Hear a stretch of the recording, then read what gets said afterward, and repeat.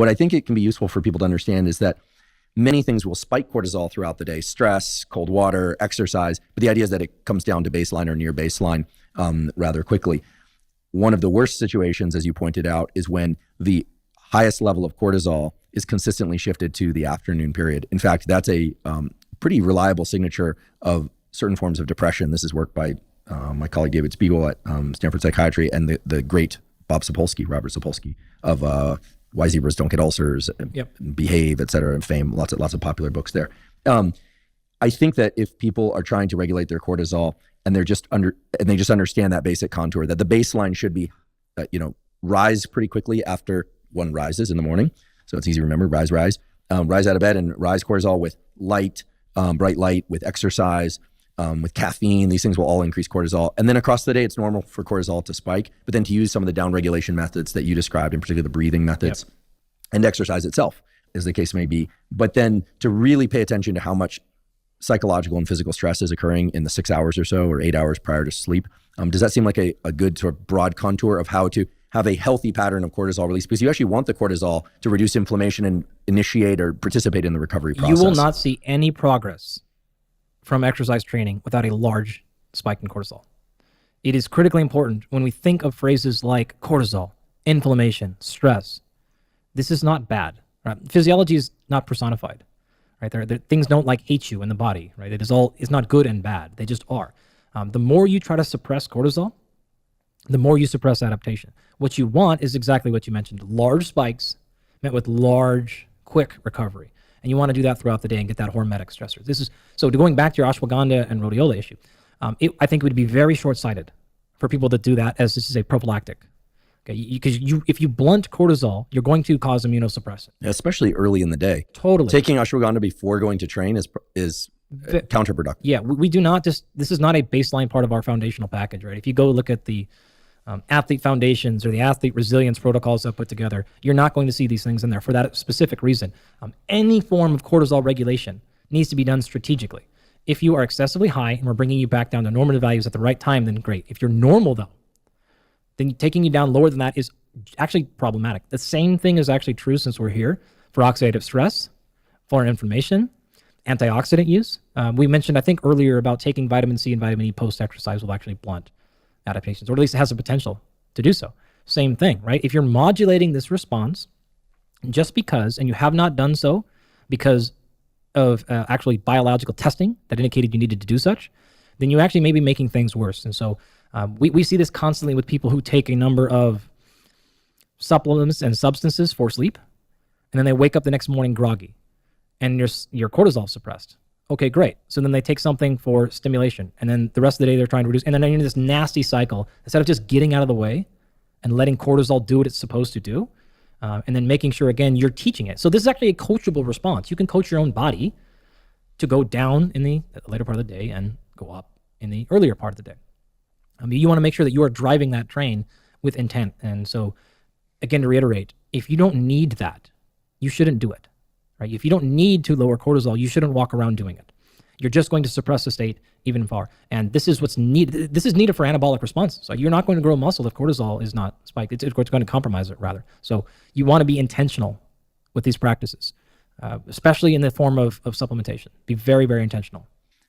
I've heard it said that carbohydrates, in particular starchy carbohydrates, definitely can inhibit cortisol. Definitely. And this could be through the tryptophan amino acid related pathway that ratchets up to serotonin release, probably some other things too. I mean, the idea that carbohydrates just stimulate serotonin is a little bit overly simplistic. No, there's cellular mechanisms, AMPK going up and immediately turning it on there, yeah. Right. So, I think we've all experienced this. We're stressed. We doesn't necessarily even have to be highly processed, fatty carbohydrates, like potato chips and potato chips and dip, or these kinds of things. It can also be a bowl of rice, a bowl of oatmeal, a bowl of pasta, which here I'm not trying to demonize carbohydrates. I do ingest carbohydrates, minimally or non-processed carbohydrates, most of the time, but not all the time. And they have a fairly potent effect on lowering stress and perceived stress and even quality of sleep, which is not to say that somebody has to load up on them like crazy unless their glycogen is really depleted. Yeah. Talked a lot about this in the endurance episode. I know we'll touch on it more in the nutrition and supplementation episode.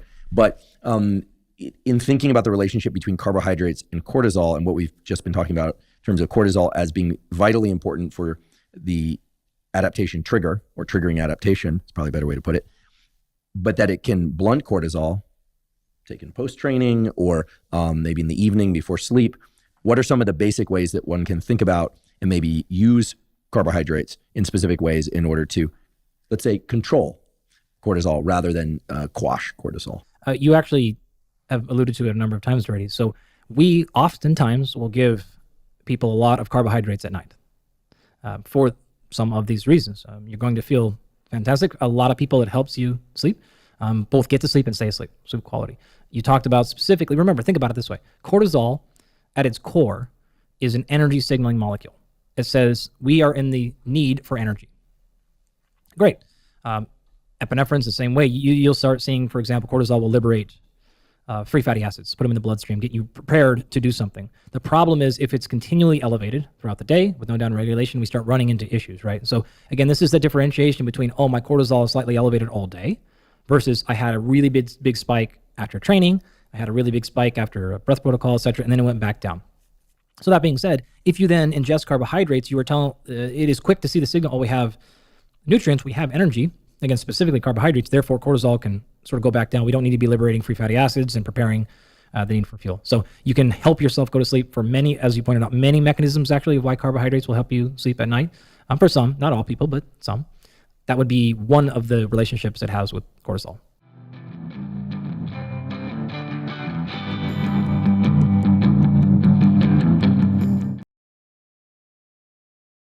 Having adequate levels of serotonin is absolutely critical for people depressed as well as people who are not depressed to feel a sense of well-being, just overall sense of well-being, being okay with who they are and where life is at, being able to lean into effort and all these things. It's absolutely critical that we have adequate levels of serotonin in the brain. Now, you may have heard, and it is absolutely true, that 90% of the serotonin manufactured in your body is in the gut. Now, what you don't often hear is that serotonin stays in the gut. Right? We hear these days, oh, most of your serotonin is manufactured in your gut, which has given millions of people the false impression that if you get your gut serotonin right, somehow it's traveling up to your brain and performing all the important roles that serotonin plays in your brain. That's not how it works at all. Fortunately, however, there are ways that you can modify the levels of serotonin in your gut. And indeed, the levels of serotonin in your gut powerfully impact the levels of serotonin in your brain. And this occurs, you guessed it, by way of the vagus. It's a super cool mechanism, and it's one that you can exert some positive control over in order to, for instance, increase your baseline levels of mood, in order to increase levels of serotonin if that's something that you seek. Here's the pathway and the mechanism, and I'm going to provide this in kind of top contour form. In the future, I'll do an entire episode about serotonin, but here's the idea. In your gut, you have cells, including neurons, but you also have a lot of other cells, mostly other cells, frankly. And there's a particular category of cells called the enterochromaffin cells. You don't need to know that name, but if you want, they're the enterochromaffin cells, and they manufacture serotonin. They do that through a beautiful pathway involving an enzymatic reaction that converts tryptophan from the food you eat. Tryptophan's an amino acid, gets converted eventually into serotonin. There are a bunch of steps in there in the biochemistry. Gets converted into serotonin. That serotonin binds to the ends of neurons, the axons of neurons in the vagus nerve that innervate your gut, not just your stomach, but your large intestine and your small intestine. Remember, those sensory afferents, those sensory axons that extend into the body have receptors on them, right? The serotonin in the gut, assuming you're getting enough tryptophan, and assuming the milieu of your gut is correct, we'll talk about what that means and how you can exert control over it, get the milieu right. That serotonin binds to the ends of those axons in the gut and stimulates a particular category of them that then relays the signal up and through nodose ganglion, you now are familiar with these names, up into the brain to the nucleus tractus solitarius, okay, that NTS again. And then the nucleus tractus solitarius doesn't just communicate with locus coeruleus and with nucleus basalis, it also sends a powerful signal to what's called the dorsal raphe nucleus. The dorsal raphe nucleus in your brain is responsible for the release of the majority of the serotonin in your brain. So when you hear that most of the serotonin in your body is made in your gut, that's true, and it stays in your gut. But the levels of serotonin are communicated to the brain by the vagus and then stimulates the release of serotonin from the dorsal raphe nucleus.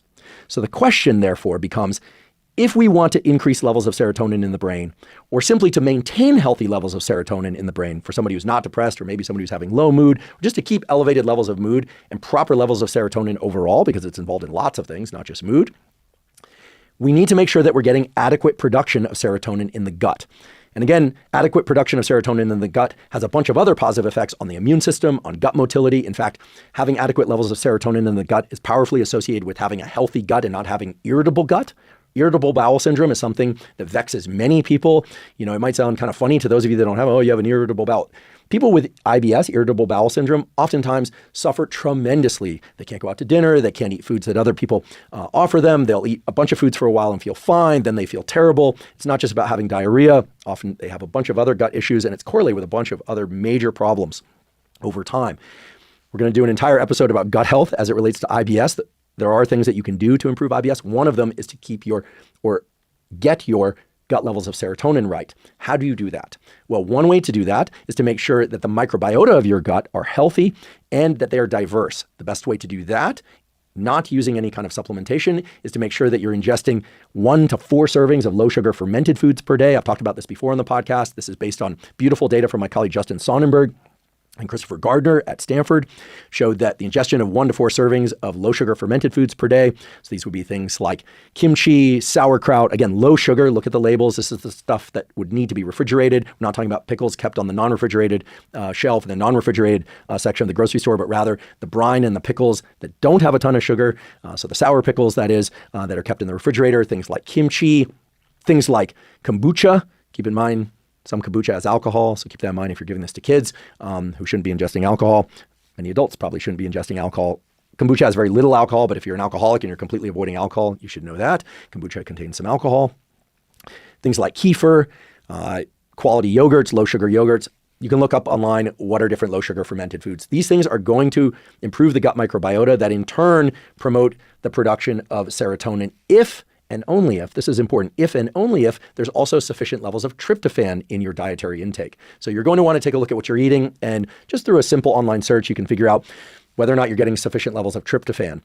Many people are familiar with the idea, because it's true, that turkey contains high levels of tryptophan. This is thought to be responsible for the post-Thanksgiving dinner effect, although that's probably due to just eating a lot of food. And when the gut is distended, the distension of the gut is communicated by mechanosensors up the vagus nerve sensory neurons and set in motion the so-called rest and digest, or I guess it would be like collapse and pass out, in the case of Thanksgiving, collapse and pass out effect of having a lot of food in your gut. Doesn't matter what the food is, but you're going to want to make sure that you're ingesting foods with sufficient levels of tryptophan. So dairy products will do that. White turkey meat will do that. There are other foods that have tryptophan in them. I'm not going to bother to list those off now. You can simply look those up. So make sure you're getting enough tryptophan in your diet.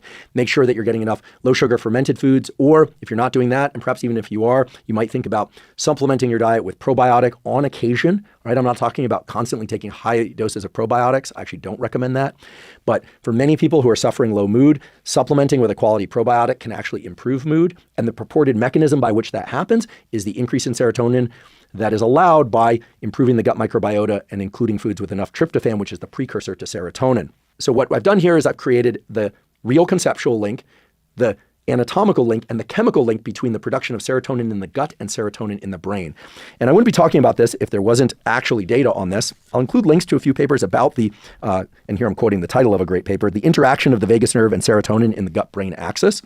There's also been at least one clinical trial study exploring how taking probiotics, and in this case, it was actually probiotics plus magnesium. It was magnesium orotate, which is just one form of magnesium, as well as, I would say, a low-ish dose of coenzyme Q10.